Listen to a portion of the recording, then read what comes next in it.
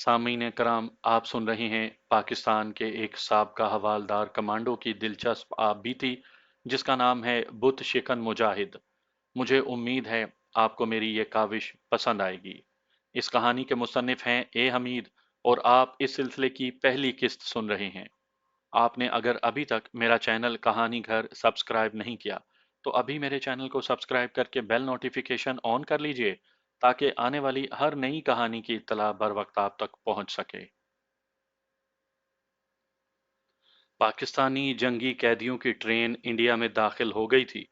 ये special train थी, बांग्लादेश के करमी टोला रेलवे स्टेशन से चली थी और रास्ते में तमाम स्टेशन छोड़ती चली आई थी। डब्बे में पाक फौज के जवान ऐसी हालत में बैठे थे जैसे शेरों को जंजीरों से जकड़ दिया गया हो। उनमें से किसी ने भी हथियार नहीं डाले थे, उनसे जबरदस्ती हथियार डलवाए गए थे। ऐसा क्यों हुआ? इस शिकस्त का हकीकी जिम्मेदार कौन था? मैं इस बहस में नहीं पड़ना चाहता। इसकी एक वजह तो यह है कि आज मुल्क का बच्चा बच्चा जान गया है कि मशरकी पाकिस्तान में हमारे लीडरों और सियासतदानों ने कैसा खूनी ड्रामा खेला था। दूसरे, ये मेरा मौजू नहीं है। मैं आपको पाक फौज के शेर दिल जवानों की आप बीती फिर कभी सुनाऊंगा कि वो मशरकी पाकिस्तान के दूर दराज दलदली इलाकों में उन्हें हथियारों, सप्लाई और बदली के बगैर कैसे हिम्मत शिकन हालात में लड़ाया गया। वो आखिरी दम तक, आखिरी गोली तक राशन पानी, गोला बारूद के बगैर दुश्मन से लड़ते रहे, शहीद होते रहे और उनकी हड्डियां मशरकी पाकिस्तान की मिट्टी में मिट्टी हो गईं। ये पाकिस्तान की तारीख की शायद सबसे अलम अंगेज दास्तान है, लेकिन इस वक्त ये मेरा मौजू नहीं। इस वक्त मैं आपको सिर्फ अपनी आप बीती, अपनी दास्तान सुनाने चला हूँ, जो हैरत अंगेज भी है, अलमनाक भी है और रोंगटे खड़े कर देने वाले भी है। इस वक्त जबकि मैं अपनी दास्तान इबरत कलम बंद करने लगा हूँ, तो तमाम वाक़यात मेरी आंखों के सामने फिल्म की तरह नाचने लगे हैं और मुझे यकीन नहीं आता कि यह सब कुछ मेरे साथ गुजरा था और मैं इन हालात में से गुजर चुका हूँ। आप जब मेरी दास्तान सुनेंगे या पढ़ेंगे, तो आपको भी यकीन नहीं आएगा। मैं पाकिस्तानी जंगी कैदियों के साथ ज़रूर सफ़र कर रहा था, लेकिन मैं पाक फ़ौज की किसी रेजिमेंट का हाजिर सर्विस ओहदेदार नहीं था। मेरा ताल्लुक चंद साल पहले पाक आर्मी से ज़रूर था, लेकिन अब मैं फ़ौज से रिलीज़ हो चुका था। मेरा ख्याल है कि मैं आपको अपना मुख्तसर सा तारुफ करवा दूं, ताकि आपको ये समझने में आसानी हो जाए कि मैं जंगी कैदियों की ट्रेन में क्यों सफ़र कर रहा था। मैं भारत का कैदी ज़रूर था, मगर मैं रेगुलर पाक आर्मी का जवान नहीं था। मेरा नाम करमदाद है। मैं पाकिस्तान आर्मी की कमांडो फोर्स में था। हमारी रेजिमेंट मशरकी पाकिस्तान में थी। मैं भी अपनी रेजिमेंट के साथ ढाका छावनी की बारकों में रहता था। 3 बरस पहले मैंने पंजाब में अपने शहर में आकर शादी कर ली और फिर मैं फौजी क्वार्टर में रहने लगा। 2 बरस की बात है कि फौजी मशकों के दौरान मैं एक ऊंची जगह से गिर पड़ा और मेरी कमर में चोट लग गई। फौजी डॉक्टरों ने बहुत इलाज किया, मगर कमर की दर्द से निजात ना मिल सकी। चुनाचे मुझे फौज से रिलीज कर दिया गया। मैं ढाका में 3 बरस रहा। वहाँ मुसलमान बंगालियों से बड़े अच्छे ताल्लुकात पैदा हो गए थे। फौज से सुबकदोश होने के बाद मुझे ग्रेजुएटी की रकम मिली, तो मैंने ढाका में ही फर्नीचर की दुकान खोल ली। ढाका शहर मेरी बीवी और मेरी बच्ची को भी बहुत पसंद था। चुनाचे हमने उसी शहर में कारोबार करने का फैसला कर लिया। मेरी बीवी 10 जमातें पास थी और पंजाब के एक शहर की रहने वाली खुश शक्ल खातून थी। हमें एक दूसरे से बड़ी मोहब्बत थी। मेरे एक गहरे बंगाली दोस्त हाजी शमसुद्दीन ने एक बंगाली हकीम से मेरा इलाज शुरू करवा दिया, जिसके इलाज से मुझे कमर दर्द से निजात मिल गई। हमने मोहम्मदपुर में एक मकान किराए पर ले रखा था। मकान के करीब ही मेरी फर्नीचर की दुकान थी। हाजी शमसुद्दीन की कपड़े की दुकान मेरी दुकान के पास ही थी। हाजी साहब की फैमिली की खवातीन का हमारे घर में आना जाना था। मेरी बीवी हाजी साहब की बीवी की बड़ी पक्की सहेली थी। उनका मकान हमारे मकान के साथ ही था। मेरा कारोबार तरक्की करने लगा था। वक्त बड़ी खुशहाली और सकून के साथ गुजर रहा था कि मशरकी पाकिस्तान में सियासी हंगामे शुरू हो गए। मैं फौजी कमांडो था। मुझे सियासत से ना तो कोई दिलचस्पी थी और ना सियासत से मेरा कोई सरोकार था। मशरकी पाकिस्तान के इस ज़माने के सियासी हालात से आप लोग अच्छी तरह वाकिफ़ होंगे। रोज जुलूस निकलते, इलेक्शन शुरू हो गए।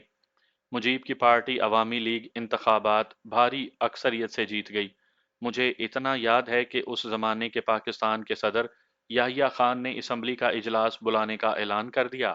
مشرقی پاکستان کے بنگالیوں میں خوشی کی لہر دوڑ گئی، کیونکہ انہیں علم تھا کہ اسمبلی کا اجلاس بلایا گیا تو مجیب الرحمان وزیر اعظم بن جائے گا۔ پھر اچانک یحییٰ خان نے دوسرا اعلان کر دیا کہ اسمبلی کا اجلاس نہیں بلایا جائے گا۔ اس اعلان کے ساتھ ہی مشرقی پاکستان، خاص طور پہ ڈھاکہ شہر میں ہنگامے شروع ہو گئے۔ غیر بنگالیوں کے مکانوں کو آگ لگائی جانے لگی، ان کا قتل عام شروع ہو گیا۔ مجیب الرحمان کی پارٹی عوامی لیگ نے علیحدہ ملک بنگلہ دیش کا اعلان کر دیا۔ میری اور میری بیوی کی سمجھ میں کچھ نہیں آ رہا تھا کہ یہ لیڈر لوگ عوام کو کس طرف لے کر جا رہے ہیں۔ مجیب الرحمان نے اعلان کر دیا تھا کہ کوئی سرکاری ملازم کام پر نہیں جائے گا، مگر سب کو گھر بیٹھے تنخواہ ملتی رہے گی۔ کسی بھی غیر بنگالی کو اکاؤنٹ میں سے پیسے نکالنے کی اجازت نہیں تھی، صرف اتنی رعایت دی گئی تھی کہ وہ 500 روپے تک کی رقم نکلوا سکتے ہیں۔ پاک فوج نے ایئرپورٹ کا نظم و نسق سنبھال لیا تھا۔ غیر بنگالیوں اور ان کے خاندان کو اغوا کیا جا رہا تھا۔ لوگ مشرقی پاکستان سے نکلنے کے لیے ایئرپورٹ کی طرف بھاگے جا رہے تھے۔ اب تک جو جوابی کارروائی شروع ہو چکی تھی، اس میں اور میری بیوی جمیلہ سخت خوف زدہ تھے۔ مگر محمد پور اور اس کے ارد گرد کی آبادیوں میں چونکہ غیر بنگالیوں کی اکثریت تھی، اس لیے وہاں پہ حالات کچھ پرامن تھے۔ اس کے باوجود میری بیوی کو حاجی شمس الدین کی فیملی نے اپنی حفاظت میں لے رکھا تھا۔ اس لوٹ مار اور قتل عام میں محب وطن مسلمان بنگالی شریک نہیں تھے۔ بھارت سے آئے ہوئے مفتی باہنی کے لوگ تھے، جن کے ساتھ مشرقی پاکستان کے کچھ بنگالی طلباء بھی مل گئے تھے۔ مفتی باہنی والے بھارتی فوج کے ٹرینڈ گوریلے تھے، جو سویلین لباس میں لوٹ مار اور قتل و غارت گری کر رہے تھے۔ حالات خراب سے خراب تر ہوتے گئے۔ غیر بنگالی جو جانیں بچا کر ایئرپورٹ کی طرف بھاگ رہے تھے، انہیں راستے میں ہی پکڑ کر قتل کر دیا جاتا اور ان کی بہو بیٹیوں کو اغوا کر لیا جاتا۔ جب حالات قابو سے باہر ہو گئے تو فوج نے کارروائی شروع کر دی۔ مجھے اچھی طرح یاد ہے کہ وہ 25 مارچ سن 1971 کی تاریخ تھی۔ رات کا 1 بجا تھا کہ بڑے زور کا دھماکہ ہوا۔ ڈھاکہ شہر لرز اٹھا۔ جب پاکستانی آرمی میدان میں آ گئی تو شر پسند دہشت گرد مکتی باہنی والے بھارت کی طرف بھاگ گئے۔ شہر میں امن و امان بحال ہونے لگا۔ میں نے دوبارہ اپنا کاروبار شروع کر دیا، لیکن یہ امن عارضی ثابت ہوا۔ بھارت نے پوری جنگی تیاریاں کر رکھی تھیں۔ اس بار مکتی باہنی والے مشرقی پاکستان میں داخل ہوئے تو ان میں بھارتی کمانڈو فورس بھی بنگالی شہریوں کے لباس میں تھی۔ انہیں انڈین آرمی کی مدد حاصل تھی، جو سرحدوں پر گولہ باری کر رہی تھی۔ یہ سب کچھ کیسے ہوا؟ اس تباہی اور عبرت انگیز شکست کا ذمہ دار کون تھا؟ یہ وہ سوالات ہیں جو ہر محب وطن پاکستانی کے ذہن میں پیدا ہوتے ہیں، لیکن کسی کو ان کا جواب نہیں ملتا۔ مجھے خود معلوم نہیں کہ یہ سب کچھ کیسے ہوا۔ آپ پڑھے لکھے ہیں، شاید آپ کو معلوم ہو۔ بہرحال مشرقی پاکستان پر بھارت نے باقاعدہ حملہ کر دیا۔ مغربی پاکستان میں بھی جنگ چھڑ گئی۔ ہم لوگ محمد پور میں مبہوس ہو کر رہ گئے۔ روز بڑی بڑی خبریں آنے لگیں۔ پھر وہ منحوس دن بھی آ گیا جب مشرقی پاکستان بنگلہ دیش بن گیا۔ فوج سے زبردستی ہتھیار ڈلوا دیے گئے اور ہماری بہادر فوج کے خوددار جوان بھارت کے جنگی قیدی بنا دیے گئے۔ اس کے ساتھ ہی مشرقی پاکستان یا بنگلہ دیش میں بڑے پیمانے پر غیر بنگالیوں کا قتل عام، آبرو ریزی اور لوٹ مار شروع ہو گئی۔ مکتی باہنی والے محمد پور میں بھی داخل ہو گئے۔ اس روز میں محمد پور میں ہی اپنے ایک مسلمان محب وطن بنگالی دوست کے گھر کے حالات کے بارے میں معلوم کرنے گیا ہوا تھا کہ محمد پور کے بازاروں میں فائرنگ کے دھماکے ہونے لگے اور چیخ و پکار مچ گئی۔ میرے مسلمان بنگالی دوست نے کہا کہ میں وہیں رہوں اور باہر نہ جاؤں، لیکن مجھے اپنی بیوی جمیلہ کا خیال آ رہا تھا۔ خدا جانے وہ کس حالت میں ہوگی۔ میں اپنی جان کی پرواہ کیے بغیر بنگالی دوست کے مکان سے نکل کر گلیوں بازاروں میں چھپتا چھپاتا اپنے محلے میں پہنچ گیا۔ راستے میں نے جگہ جگہ ایسے لرزہ خیز مناظر دیکھے کہ جن کو یاد کر کے آج بھی میرے رونگٹے کھڑے ہو جاتے ہیں۔ مکتی باہنی والے باقاعدہ فوجی وردیوں میں تھے۔ وہ بہاریوں، پنجابیوں اور پٹھانوں کو گھر سے گھسیٹ گھسیٹ کر بازار میں لاتے، چاقو سے پہلے ان کی آنکھیں نکالتے، پھر چھروں کے وار کر کے بے دردی سے قتل کر دیتے۔ میں نے اپنی آنکھوں سے غیر بنگالی عورتوں کو دیکھا کہ انہیں مکتی باہنی والے اور ہندو بنگالی اغوا کر کے لے جا رہے تھے۔ وہ رو رو کر ان سے رحم کی بھیک مانگ رہی تھیں۔ میں سخت گھبرایا ہوا تھا، مجھے اپنی بیوی کا خیال آ رہا تھا۔ میں بدحواسی کے عالم میں اپنے مکان کے پاس آیا تو دیکھا کہ میرے مکان کو آگ لگی ہوئی تھی۔ मैं घबरा कर अपने दोस्त हाजी शमसुद्दीन के मकान की तरफ दौड़ा। उनका मकान बंद पड़ा था। गली में मेरे जानने वाले कई पंजाबियों और पठानों की लाशें खून में लथपथ पड़ी थीं।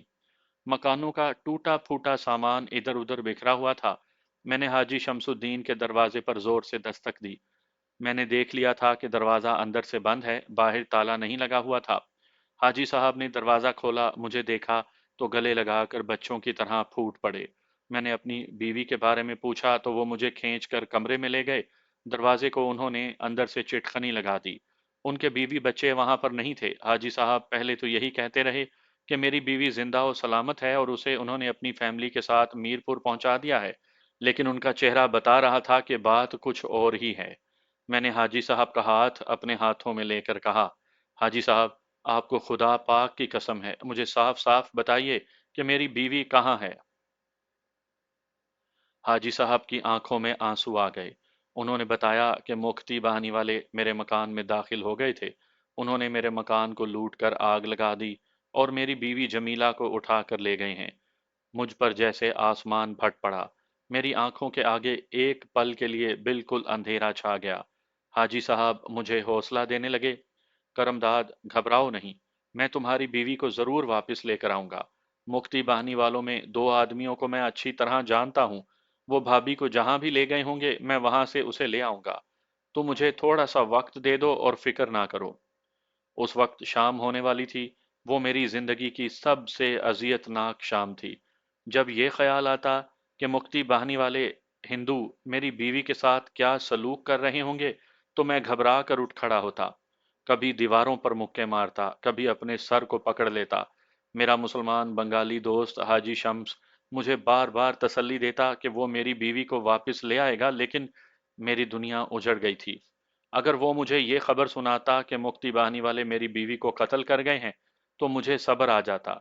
मैं ही जानता हूं कि मैंने वो रात किस अजियत के साथ जाग जाग कर गुजारी। सुबह हुई, शहर में अजर मचा हुआ था। किसी पंजाबी, पठान या बिहारी का घर से बाहर निकलना मौत को दावत देने के बराबर था। मोहम्मदपुर में भी कयामत बरपा थी। मुफ्ती बहानी ने मीरपुर और मोहम्मदपुर की दोनों गैर बंगाली बस्तियों के मकान लूटकर वहां के सैकड़ों मुसलमान बिहारियों, पंजाबियों और पठानों को कत्ल कर दिया था और उनकी बहू बेटियों को उठा कर ले गए थे।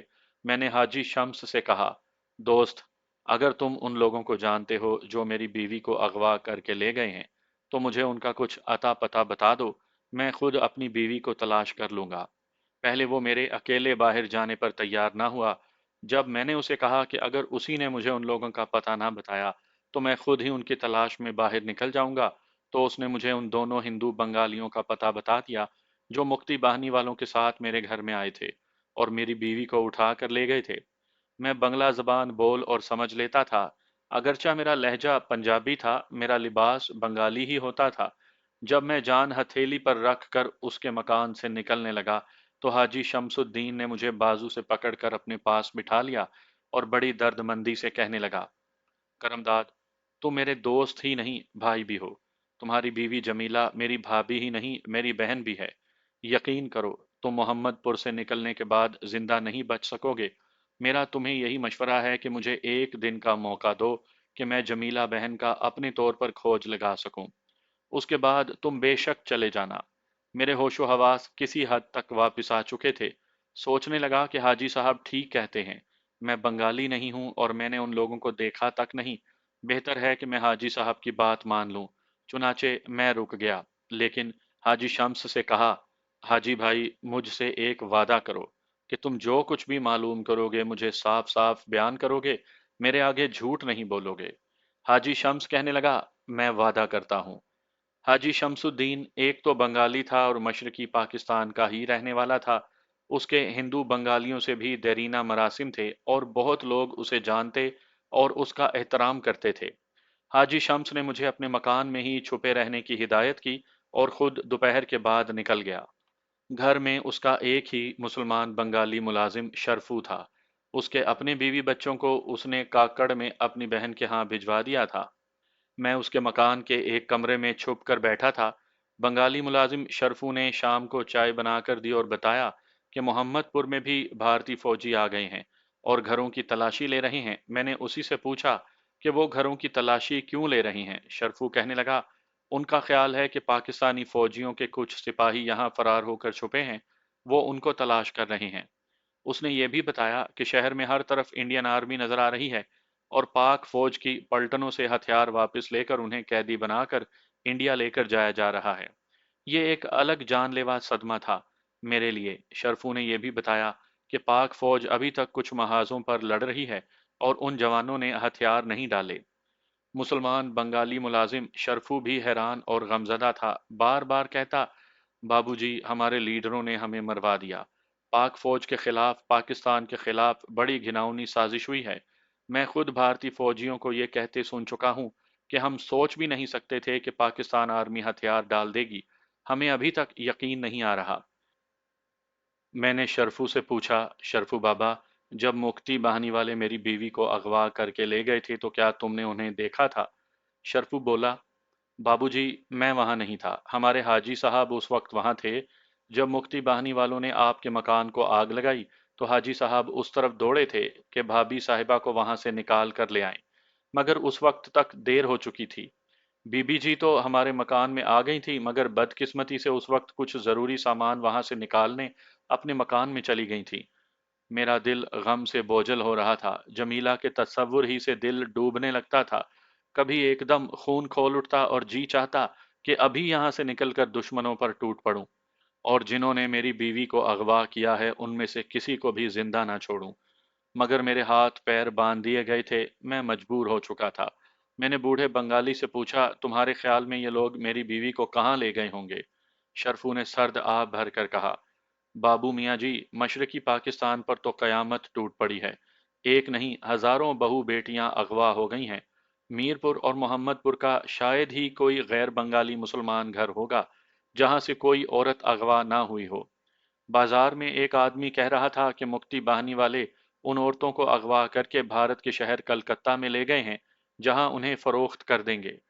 मेरे दिल पर जैसे किसी ने जोर से मुक्का मार दिया था। मैं आंखें बंद करके अपने दिल को समेट कर वहीं बैठा रहा। क्या मेरी बीवी जमीला को भी कलकत्ते की हीरा मंडी में फरोख्त कर दिया जाएगा? मेरे अल्लाह! मेरे हलक से हल्की सी चीख निकल गई और मैं आंखों पर हाथ रखकर बच्चों की तरह बिलक बिलक कर रोने लगा। शरफू मुझे हौसला देने लगा, बाबू मियाँ, हाजी साहब भाभी का सुराग लगा लेंगे, तुम देख लेना, जमीला भाभी जरूर वापस आ जाएगी। मैं देर तक चारपाई पर बैठा रोता रहा। रोने से दिल का गुबार कुछ हल्का हो गया था। मैंने शरफू से कहा, अल्लाह करे, अल्लाह करे ऐसा ही हो। उस रात हाजी शमसुद्दीन वापस नहीं आया। दूसरे दिन कोई 11 बजे वो जब वापस आ गया तो मैं दीवानों की तरह उसे तकने लगा। उसने मेरे कंधे पर हाथ रख कर कहा, करमदाद, तुमने मुझसे वादा लिया था कि मैं झूठ नहीं बोलूंगा। जो कुछ मुझे मालूम होगा मैं वो उसी तरह तुम्हें बयान कर दूंगा। मुझे मालूम हुआ है कि जमीला भाभी को मुक्ति बाहिनी के लोग दूसरी अगवा की हुई लड़कियों के साथ कलकत्ते ले गए हैं। मुझे ये मालूम नहीं हो सका कि उन बदकिस्मत गैर बंगाली औरतों को उन लोगों ने कलकत्ते में किस जगह रखा हुआ है और अगर उन्हें बेच दिया है तो कहाँ कहाँ बेचा है। इसका खोज तुम्हें उन दो बंगालियों से लग सकता है जिनको मैं जानता हूँ। उनमें से एक का नाम धर्मू है और दूसरे का नाम मुखिया है। ये दोनों हिंदू बंगाली हैं। उनमें से मुखिया के कलकत्ते वाले ठिकाने का मुझे पता है। अगर तुम गवारा करो तो किसी तरह मुखिया के ठिकाने पर पहुंचकर तुम्हें जमीला भाभी का सुराग मिल सकता है। मैं बेजान पत्थर के बुत की तरह हाजी शमसुद्दीन के सामने बैठा था। मेरे बदन के अंदर जैसे ज्वालामुखी फट रहे थे, मगर मैं कुछ नहीं कर सकता था। मैं पत्थर हो गया था। मैंने हाजी साहब से कहा, मुझे हिंदू बंगाली मुखिया का कलकत्ते का एड्रेस दे दें। हाजी साहब ने मुझे एक कागज पर मुखिया का एड्रेस लिख कर दे दिया। कहने लगे, करमदाद, मैं अपने आप को कभी माफ नहीं कर सकूंगा कि मैं तुम्हारी कोई मदद नहीं कर सका। मैंने कहा, हाजी साहब, आपने मेरे लिए जो कुछ भी किया है उसके लिए मैं आपका मशकूर हूँ। मैं आज शाम अंधेरा होते ही चला जाऊंगा। जमीला को हिंदू बंगाली दरिंदों से निजात दिलाने के लिए मुझसे जो हो सका करूंगा। हाजी साहब ने कहा, तुम कहाँ से बॉर्डर क्रॉस करोगे? तुम्हारा कद काठ और रंग रूप ऐसा है कि फौरन पहचाने जाओगे कि पंजाबी हो। ढाका से लेकर कलकत्ते तक मुक्ति बाहिनी वाले गैर बंगालियों का कत्लेआम कर रहे हैं। मैंने कहा, मैं मौत से नहीं डरता, सिर्फ खुदा से डरता हूँ। اگر اپنی بیوی کی تلاش میں مجھے موت بھی آ گئی تو وہ غیرت اور عزت کی موت ہوگی۔ میں یہاں بے غیرت بن کر بیٹھا نہیں رہوں گا۔ حاجی صاحب نے مشورہ دیا کہ مجھے ڈھاکہ سے بوگرا کی طرف جانا چاہیے، وہاں ہلی کے مقام سے میں بھارت میں داخل ہو سکتا ہوں۔ چونکہ ابھی بھارت کی فوجیں آ جا رہی تھیں اور لوگ بھی آتے جاتے رہتے ہیں، اس لیے بارڈر پر کوئی چیکنگ پوسٹ نہیں ہے۔ ریل گاڑی کی آمد و رفت شروع ہو گئی تھی، مگر ان میں کوئی پنجابی پٹھان سفر نہیں کر سکتا تھا۔ ہندو اور بھارتی مکتی باہنی والے راستے میں انہیں قتل کر دیتے تھے، لیکن مجھے اپنی جان کی بالکل پرواہ نہیں تھی۔ مجھے صرف سوچ سمجھ سے کام لینے کی ضرورت تھی۔ میں نے اپنے جذبات پر بہت حد تک قابو پا لیا تھا اور ایک تربیت یافتہ کمانڈو بن کر ڈھاکہ سے کلکتے کی طرف فرار کا منصوبہ بنایا۔ حاجی شمس الدین نے مجھے بھارتی کرنسی دے دی۔ یہ کوئی 6-7 ہزار روپے ہوں گے۔ میں نے اپنا حلیہ ہندو بنگالیوں والا بنایا اور رات کے 9 بجے محمد پور سے نکل کر ایک رکشہ لیا اور ڈھاکہ ریلوے اسٹیشن کی طرف چل پڑا۔ میرے پاس کوئی ہتھیار وغیرہ نہیں تھا۔ ڈھاکہ کے بازار رات کے وقت تقریباً خالی پڑے تھے۔ پنجابیوں کی دکانیں ٹوٹی ہوئی تھیں، بڑی بڑی دکانیں کھلی تھیں۔ بھارتی فوج گھوم پھر رہے تھے۔ میرا رکشہ ریلوے اسٹیشن پہنچ گیا۔ اسٹیشن پر کافی رش تھا، سب بنگالی تھے، کسی پنجابی پٹھان کی شکل نظر نہیں آ رہی تھی۔ اسٹیشن پر جگہ جگہ بنگلہ دیش کے جھنڈے لہرا رہے تھے۔ میں نے بہادر گھاٹ نام کے اسٹیشن کا ٹکٹ لیا۔ بہادر گھاٹ سے مجھے دریا پار کر کے بوگرا جانا تھا اور وہاں سے ہلی زیادہ دور نہیں تھا۔ وہاں سے آگے انڈیا کا بارڈر شروع ہو جاتا تھا۔ میرا قد کاٹ ضرور پنجابیوں والا تھا، مگر رنگ زیادہ گورا نہیں تھا، جس کی وجہ سے کسی نے میری طرف توجہ نہیں دی۔ ٹرین 10:15 بجے چلی۔ بڑا لمبا سفر تھا۔ ساری رات ٹرین چلتی رہی۔ اگلے روز دوپہر کے وقت بہادر گھاٹ آ گیا۔ یہاں سے میں نے ایک بڑی کشتی پر دوسرے بنگالی مسافروں کے ساتھ دریا عبور کیا اور بہادر گھاٹ کے دریا پار والے اسٹیشن سے ٹرین میں بیٹھ کر بوگرا پہنچ گیا۔ ہلی میں بنگالی اور بھارتی فوجی بڑی تعداد میں موجود تھے۔ بنوان نام کے ریلوے اسٹیشن سے ٹرین آگے انڈیا کے بارڈر تک جاتی تھی۔ ابھی تک میرے ساتھ کسی قسم کا کوئی حادثہ پیش نہیں آیا تھا۔ ہلی سے میں پیدل ہی بنوان اسٹیشن کی طرف چل پڑا۔ یہ میدانی علاقہ تھا۔ کئی جگہوں پر میں نے جلے ہوئے ٹینک اور ٹوٹی ہوئی توپیں الٹی پڑی دیکھیں۔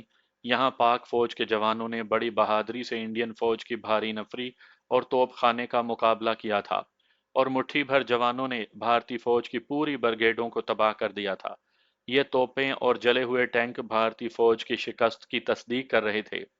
ہلی اور بنوان اسٹیشن کے درمیان کھیتوں میں سفر کرتے ہوئے میں نے محسوس کیا کہ میں انڈین ملٹری انٹیلیجنس کی نظروں میں آ گیا ہوں اور ایک آدمی میرا پیچھا کر رہا ہے۔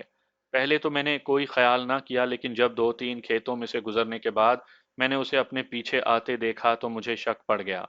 میں فوج کا سابق کمانڈو تھا اور اس قسم کی نقل و حرکت کو فوراً پہچان لیتا تھا۔ چنانچہ میں محتاط ہو گیا۔ محتاط ہو کر بھی میں یہی کر سکتا تھا کہ کسی طرح اس آدمی کو دھوکہ دے کر اس کی نظروں سے اوجھل ہو جاؤں، مگر وہاں کوئی جنگل وغیرہ نہیں تھا، میدانی علاقہ تھا۔ کھیت ہی تھے جو اجڑے پڑے تھے۔ کہیں کہیں کوئی بنگالی کسان نظر آ جاتا تھا۔ جو آدمی میرا پیچھا کر رہا تھا وہ بھی بنگالی لباس میں تھا۔ اس نے میرے اور اپنے درمیان اتنا فاصلہ رکھا ہوا تھا کہ میں اس کی نظروں سے اوجھل نہ ہونے پاؤں۔ ایک جگہ درختوں کا ذخیرہ آ گیا، میں اس میں گھس گیا اور تیز تیز چلتا دوسری طرف نکل گیا۔ سامنے بنوان اسٹیشن کے سگنل نظر آ رہے تھے۔ میں جلدی جلدی ان کی طرف چلنے لگا۔ یہاں جگہ جگہ بنگالی لوگ بنگلہ دیش کے جھنڈے لیے چل پھر رہے تھے اور نعرے لگا رہے تھے، جن میں بھارتی فوجی بھی تھے۔ میں نے پیچھے مڑ کر دیکھا، مجھے اپنے تعاقب میں لگا ہوا آدمی نظر نہیں آیا، مگر میں محتاط ہی رہا۔ مجھے معلوم تھا کہ انٹیلیجنس والا ایک بار شک کی بنا پر پیچھے لگ جائے تو پھر وہ اتنی آسانی سے پیچھا نہیں چھوڑا کرتا۔ میں اسٹیشن کے آس پاس موجود لوگوں میں گھل مل گیا۔ مجھے یہاں سے ہلی کو جانے والی ٹرین پکڑنی تھی۔ میری جیب میں کافی روپے تھے، مگر ٹکٹ کہاں سے ملتا ہے یہ معلوم نہیں تھا۔ میں نے ایک بنگالی سے بنگلہ میں پوچھا کہ ٹکٹ گھر کہاں ہے۔ اس نے ذرا چونک کر مجھے دیکھا۔ میرا بنگلہ زبان میں بولنے کا لہجہ بھی بنگالی نہیں تھا۔ اس نے ایک طرف اشارہ کیا، میں اس طرف چل پڑا۔ ٹکٹ گھر کے آگے کافی لوگ تھے، قطار لگی ہوئی تھی۔ میں بھی قطار میں کھڑا ہو گیا۔ اتنے میں کسی نے اردو میں مجھے پیچھے سے آواز دی، کہاں جا رہے ہو تم؟ میں نے گردن گھما کر دیکھا، وہی آدمی جو میرے پیچھے لگا ہوا تھا، 3 مسلح بھارتی فوجیوں کے لیے میرے پیچھے کھڑا مجھے گھور رہا تھا۔ मैंने बंगाली उर्दू में जवाब दिया कि हिल ही जा रहा हूँ। क्यों, क्या बात है? उस आदमी ने भारतीय फौजियों की तरफ देखकर कहा, अब आप जाने आपका काम, मेरी ड्यूटी यहाँ खत्म होती है। ये कहकर वो एक तरफ चला गया। तीन भारतीय फौजियों में से एक सूबेदार मेजर था। मैंने उसके कंधे के निशान से उसका रैंक पहचाना था। वो काले रंग का था, बड़ी बड़ी मूछें थीं। जाट रेजिमेंट का था। उसने आगे बढ़कर मुझे बाजू से पकड़कर कतार में से बाहर निकाला और एक तरफ ले जाकर पूछा, क्या तुम पंजाबी हो? मैंने सोचा कि उनके आगे झूठ बोलना बेकार है। मैंने कहा, सर, मैं पंजाबी ही हूँ। ढाका में मेरी दुकान और मकान जला दिया गया। जान बचाकर इंडिया की तरफ जा रहा हूँ। इसके साथ ही मैंने जेब में हाथ डालकर कहा, मेरे पास 4,000 रुपए हैं, वो आप ले लें और मुझे इंडिया का बॉर्डर क्रॉस करने दें। भारतीय सूबेदार मेजर मुझे घूर कर गहरी नजरों से देख रहा था। शायद उसने मुझे मेरे कद काठ और बोलने के अंदाज से पहचान लिया था कि मैं कोई कारोबारी पंजाबी नहीं हूँ। तुम मुझे पाकिस्तानी आर्मी के जवान लगते हो। तुम्हारी रेजिमेंट कौन सी थी? तुम्हारा रैंक क्या है? मैंने उसे हर तरह से कायल करने की कोशिश की कि मेरा पाकिस्तान आर्मी से कोई ताल्लुक नहीं। मैंने उसकी मिन्नत समाजत भी की, मगर वो यही कहता रहा कि मैं पाक आर्मी का जवान हूँ और वो मुझे जंगी कैदी बनाकर साथ ले जाएगा। उसने मुझसे मेरी सारी भारतीय करेंसी भी छीन ली और अपने फौजियों को ऑर्डर दिया कि मेरे हाथ बांध दिए जाएं। अगर हम किसी जंगल में होते तो मैं उन तीनों मुसल्ला भारतीय फौजियों का सिर्फ मुकाबला ही नहीं कर सकता था, बल्कि एक कमांडो की हैसियत से उन तीनों को हलाक भी कर सकता था। लेकिन वहां आसपास भारतीय फौजी मौजूद थे। मैं बेबस था। मैंने बहुत शोर मचाया कि मैं पाकिस्तानी फौजी नहीं हूँ, पंजाबी दुकानदार हूँ। मगर मेरे हाथ पीछे बांध दिए गए और भारतीय फौजी मुझे लेकर स्टेशन पर भारतीय कंपनी के हेडक्वार्टर में ले आए। यहाँ एक सिख कैप्टन था। वो सर झुकाए एक फाइल पर कुछ लिख रहा था। भारतीय सूबेदार मेजर ने सलूट मारकर मुझे पेश कर दिया। सर, ये पाकिस्तानी फौज का जवान है, सिविलियन कपड़ों में फरार हो रहा था। सिख कैप्टन ने चेहरा ऊपर उठाकर मेरी तरफ देखा और सूबेदार मेजर से कहा, तुम इसको मेरे पास क्यों ले आया है? इसको क्वार्टर गार्ड में बंद करो। जंगी कैदियों की गाड़ी आए तो उसमें बिठा कर रवाना कर दो। मैंने वहां काफी शोर मचाया और सिख कैप्टन को पंजाबी में समझाने की कोशिश की कि मेरा पाक आर्मी से कोई ताल्लुक नहीं। मैं ढाके में फर्नीचर का कारोबार करता था। मेरी दुकान जला दी गई है। मैं मुक्ति बाहिनी वालों के खौफ से जान बचाकर इंडिया जा रहा हूँ। मगर सिख कैप्टन ने मेरी एक ना सुनी और भारतीय सूबेदार को इशारा किया, जो मुझे खींचता हुआ बाहर ले गया। स्टेशन पर ही एक तरफ आरजी फौजी क्वार्टर गार्ड बनी हुई थी। मुझे उसी की हवालात में बंद कर दिया गया। हालात ने यकलख्त पलटा खा लिया था और मेरे रास्ते में जैसे आनी दीवार खड़ी कर दी गई थी। मैं किसी हालत में भी जंगी कैदी बनकर भारत की कैद में नहीं जाना चाहता था, लेकिन मुझे जंगी कैदी बनाकर क्वार्टर गार्ड में बंद कर दिया गया। इसका मतलब ये था कि अब मुझे सबसे पहले भारत के जंगी कैंप से फरार होना था, जो सख्त, मुश्किल और देर लगाने वाला काम था, और उसके बाद अपनी बीवी को तलाश में कलकत्ते वापस आना था। मेरा दिमाग एक लम्हे के लिए सुन्न होकर रह गया। कुछ समझ में नहीं आ रहा था कि मैं क्या करूं। फौजी क्वार्टर गार्ड से फरार होना कोई आसान काम नहीं था। मुझे कुछ मालूम नहीं था कि यहाँ से जंगी कैदियों की गाड़ी में बिठाकर मुझे दूसरे कैदियों के साथ भारत के कौन से शहर के कैदी कैंप में ले जाया जाएगा। जाहिर है, कैदी कैंप में सिक्योरिटी का बेहद सख्त इंतजाम होगा। कहाँ मैं हिली से आगे बांग्लादेश का बॉर्डर क्रॉस करके आसानी से भारत में दाखिल होकर कलकत्ते पहुंच सकता था, और कहाँ अब मेरे सामने एक पहाड़ आ खड़ा हुआ था जिसको अबूर करना मेरे लिए तकरीबन नामुमकिन था। आम हालात में अगर मुझे भारत के किसी जंगी कैंप में कैद कर दिया जाता तो मैं वहां से फरार होने की कोशिश कर सकता था, और एक कमांडो होने की वजह से मैं इस कोशिश में कामयाब भी हो सकता था। मगर इस ऑपरेशन में काफी वक्त लगता था और मेरे पास वक्त ही तो नहीं था। कुछ पता नहीं था कि इस दौरान मेरी बदनसीब बीवी को कहां से कहां पहुंचा दिया जाए और वो मेरी पहुंच से दूर हो जाए। इंडिया बड़ा ही वसी मुल्क था। एक खास मुद्दत गुजर जाने के बाद मेरे लिए जमीला को तलाश करना नामुमकिन हो सकता था। शाम के वक्त मुझे फौजी क्वार्टर गार्ड से निकालकर तीन मुसल्ला भारतीय सिपाही मेरे हाथ पीछे बांधे साथ लेकर स्टेशन पर गए। थोड़ी देर में वहां पाकिस्तानी जंगी कैदियों की एक ट्रेन आ खड़ी हुई। ट्रेन के डब्बों की खिड़कियां बंद थीं। अंदर कुछ नजर नहीं आता था। दरवाजों पर भारतीय फौजी पहरा दे रहे थे। میرے ہاتھ کھول کر مجھے ایک ڈبے میں دھکیل دیا گیا اور بھارتی گارڈ سے کہہ دیا گیا کہ میں پاک فوج کی کسی ریجمنٹ کا جوان ہوں اور سویلین کپڑوں میں فرار ہو رہا تھا۔ میں نے ڈبے میں دیکھا، ڈبہ پاکستانی فوجی جوانوں سے بھرا ہوا تھا۔ جوانوں کے چہروں پر ایک باوقار سکوت طاری تھا۔ ان کی آنکھوں میں بجلیاں سی چمک رہی تھیں۔ لگتا تھا کہ شیروں کو زنجیروں میں جکڑ کر ڈبے میں بند کر دیا گیا ہے۔ سب فوجی وردیوں میں تھے۔ عہدے کی پٹی کسی جوان کے کندھے پر نہیں تھی۔ وہاں صرف میں سویلین کپڑوں میں تھا۔ ٹرین 1-2 منٹ کے لیے رکی تھی۔ اس کے بعد وہاں سے چل پڑی۔ میں ایک جگہ بیٹھ گیا۔ جب ٹرین کافی آگے نکل گئی تو پاکستانی فوج کے ایک قیدی جوان نے مجھ سے پوچھا، تمہارا تعلق کس ریجمنٹ سے ہے؟ تمہارا رینک کیا ہے؟ میں نے کہا، بھائی سچی بات یہ ہے کہ میں پاکستانی آرمی کا سابق حوالدار ہوں۔ فوج سے ریلیز لے کر ڈھاکے میں فرنیچر کا کاروبار کرتا تھا۔ مختی باہنی والوں نے میرے مکان اور دکان کو آگ لگا دی۔ میں جان بچا کر ہیلی کی طرف بھاگ نکلا کہ بارڈر کراس کر کے انڈیا پہنچ جاؤں گا، مگر بھارتی فوجیوں نے مجھے پاک آرمی کا جوان سمجھ کر پکڑ لیا اور اب جنگی قیدی بنا دیا۔ کسی نے میری طرف زیادہ توجہ نہیں دی۔ وہ سب غمزدہ خاموش چہرے لیے سر جھکائے بیٹھے رہے۔ جس جوان نے مجھ سے سوال پوچھا تھا وہ بھی میرا جواب سن کر خاموش رہا۔ ٹرین کافی رفتار سے دوڑی جا رہی تھی۔ یہ جنگی قیدیوں کی اسپیشل ٹرین تھی۔ بنوان کے اسٹیشن پر کسی خاص وجہ سے ٹرین تھوڑی دیر کے لیے رک گئی تھی۔ اس کے بعد وہ رن تھرو چلتی چلی گئی۔ اب میں اپنی لرزہ خیز داستان کو اس مقام پر واپس لاتا ہوں جہاں سے میں نے اپنے سفر کا آغاز کیا تھا، یعنی میں پاکستانی جنگی قیدیوں کی ٹرین میں قیدی بن کر بیٹھا تھا اور ٹرین بنگلہ دیش کا بارڈر کراس کر کے انڈیا کی سرزمین میں داخل ہو گئی تھی۔ اس دوران 1 دن اور 1 رات سفر کرتے گزر گئی۔ پاک فوج کے جوان میرے آس پاس اور سامنے بیٹھے تھے۔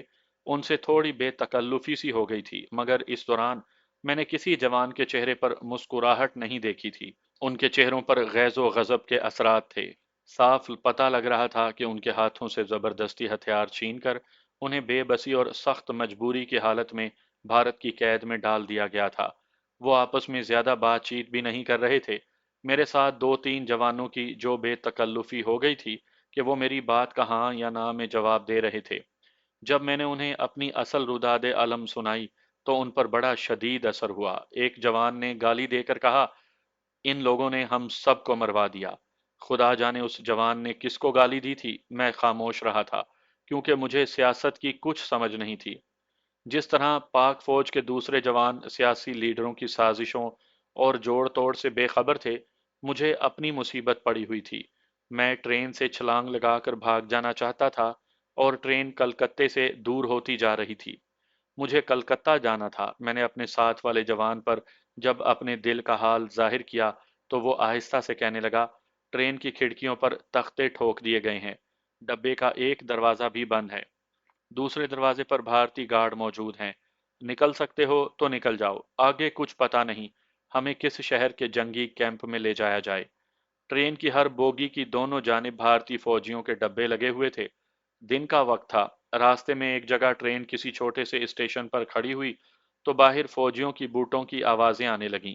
یہاں قیدیوں کو دال روٹی دی گئی، کسی کو باہر نکلنے کی اجازت نہیں تھی، کھڑکیاں بند تھیں۔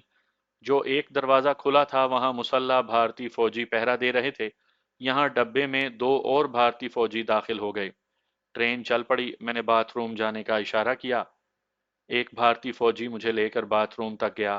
وہ دروازے کے باہر کھڑا ہو گیا۔ اس نے مجھے آرڈر دینے کے انداز میں کہا، 2 منٹ سے زیادہ دیر نہیں کرنی۔ ٹرین کی لیٹرین کی کھڑکی پر لوہے کی سلاخیں لگی ہوئی تھیں۔ یہ اتنی ساتھ ساتھ لگی ہوئی تھی کہ میں بمشکل ہاتھ باہر نکال سکتا تھا۔ باہر کھیت پیچھے کو جاتے نظر آ رہے تھے۔ دھوپ نکلی ہوئی تھی۔ میں نے لوہے کی سلاخوں کو 2-3 جھٹکے دیے۔ سلاخیں بڑی مضبوطی سے لگی ہوئی تھیں۔ باہر سے بھارتی فوجی نے دروازے پر زور سے ہاتھ مارتے ہوئے کہا، باہر نکلو، اندر کیا کر رہا ہے؟ میں مایوس چہرہ لیے باہر نکل آیا اور اپنی جگہ پر خاموشی سے بیٹھ گیا۔ میرا ذہن بڑی تیزی سے کام کرنے لگا تھا۔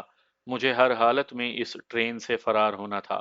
میرے حالات ہی کچھ اور تھے۔ میں بھارت کے کسی بھی جنگی کیمپ میں قید ہونے کی پوزیشن میں نہیں تھا۔ مجھے معلوم تھا کہ ایک بار میں قیدی کیمپ میں داخل ہو گیا تو پھر وہاں سے فرار ہونا میرے لیے مشکل ہو جائے گا۔ मेरे साथ जो पाक आर्मी का जवान बैठा था, मैंने उसे आहिस्ता से कहा, मैं आज रात अंधेरा होते ही फरार हो जाऊंगा। मैंने उसे ये बिल्कुल नहीं बताया था कि मैं पाकिस्तान आर्मी के साबिक ओहदेदार हूं और मेरा ताल्लुक कमांडो फोर्स से था। उसने आहिस्ता से कहा, दरवाजे में अब एक के बजाय दो इंडियन सिपाही खड़े हैं, तुम सिविलियन हो, कोई फौजी कमांडो नहीं हो, कैसे छलांग लगाकर भागोगे? मैंने कहा, जो होगा देखा जाएगा। मेरे पास ज्यादा वक्त नहीं है, मुझे जो कुछ भी करना है आज रात को कर गुजरना होगा। पाक फौज के जवान ने कोई जवाब नहीं दिया। अपना सर बंद खिड़की के तख्ते के साथ लगाकर उसने आंखें बंद कर लीं। मैंने डब्बे के दरवाजे की तरफ देखा। एक भारतीय फौजी खुले दरवाजे के साथ टेक लगाए खड़ा था।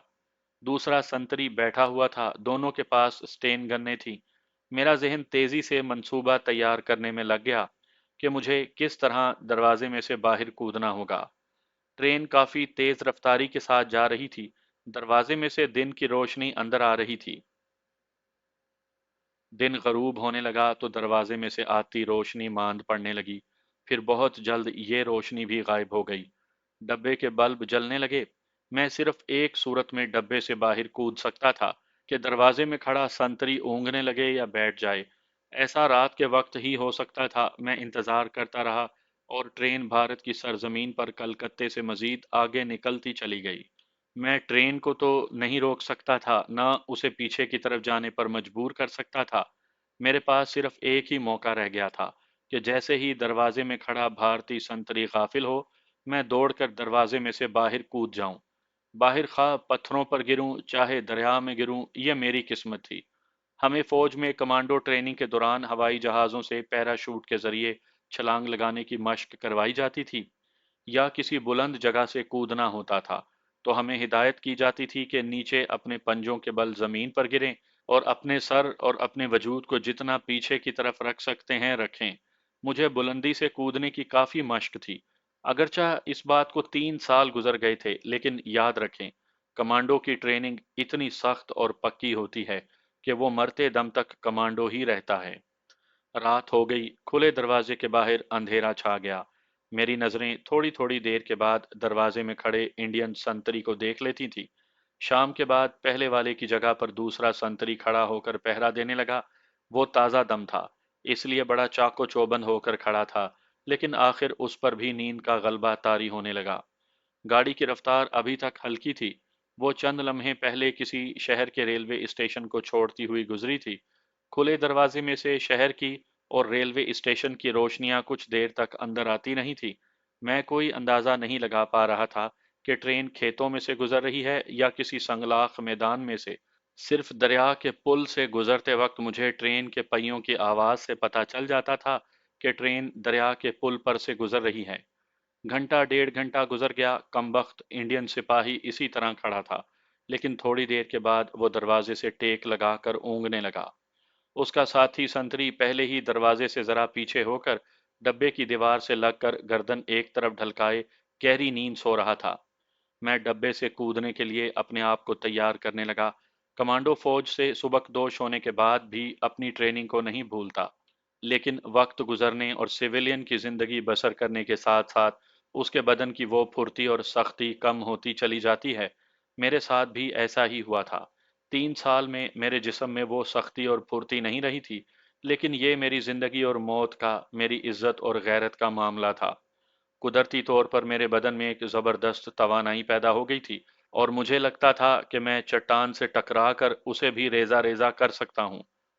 मेरे साथ जो पाक फौज का जवान बैठा ऊँघ रहा था, मैंने उसी से बात करने की बिल्कुल कोशिश ना की और दरवाजे में खड़े बल्कि झुककर ऊँघते हुए भारतीय संतरी को मुसलसल तकने लगा।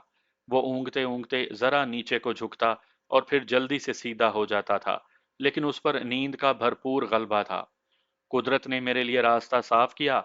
संतरी एक बार ऊँघते हुए नीचे को झुका तो उसने स्टेन गन कंधे से उतार कर गोद में रखी और वहीं दरवाजे में बैठ गया।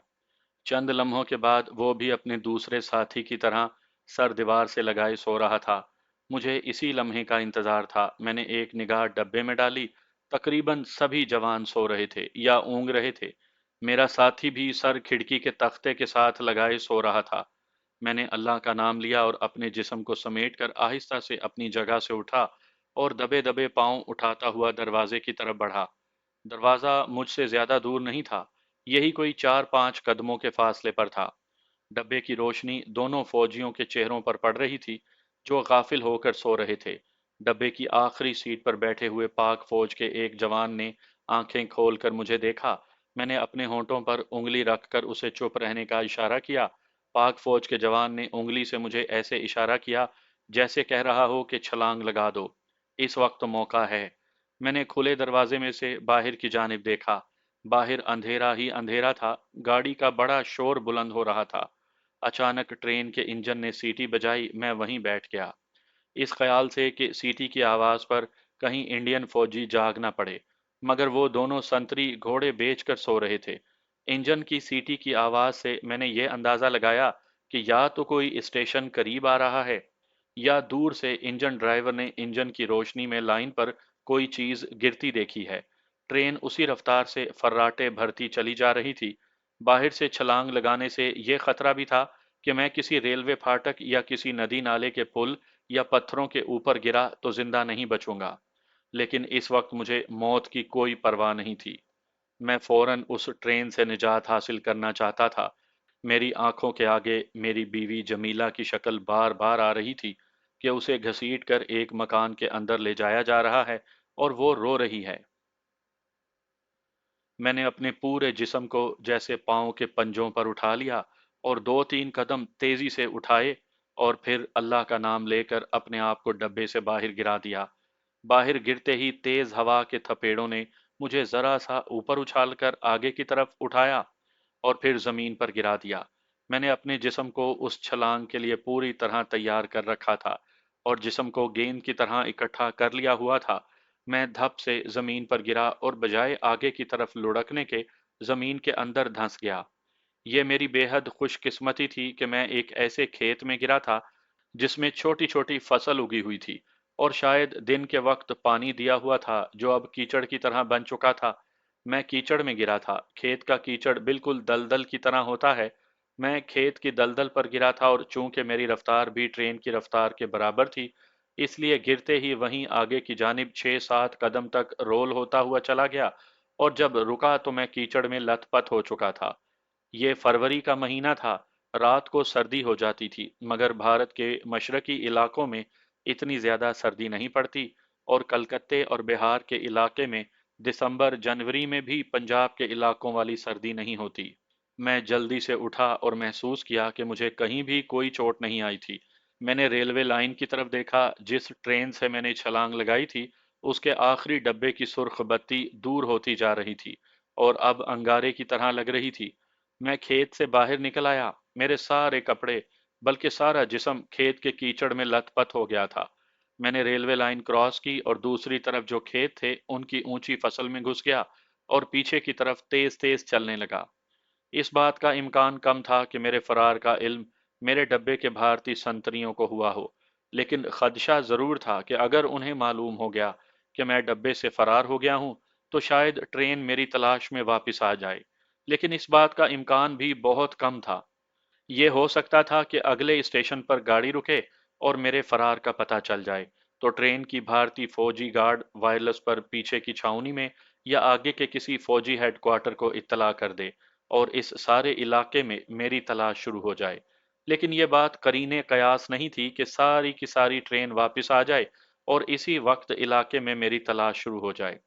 चुनाचे मैं किसी हद तक बेफिक्र सा हो गया था। मैं पीछे की जानिब इस तरह खेतों में चल रहा था कि हर कदम पर रेलवे लाइन से दूर होता जा रहा था।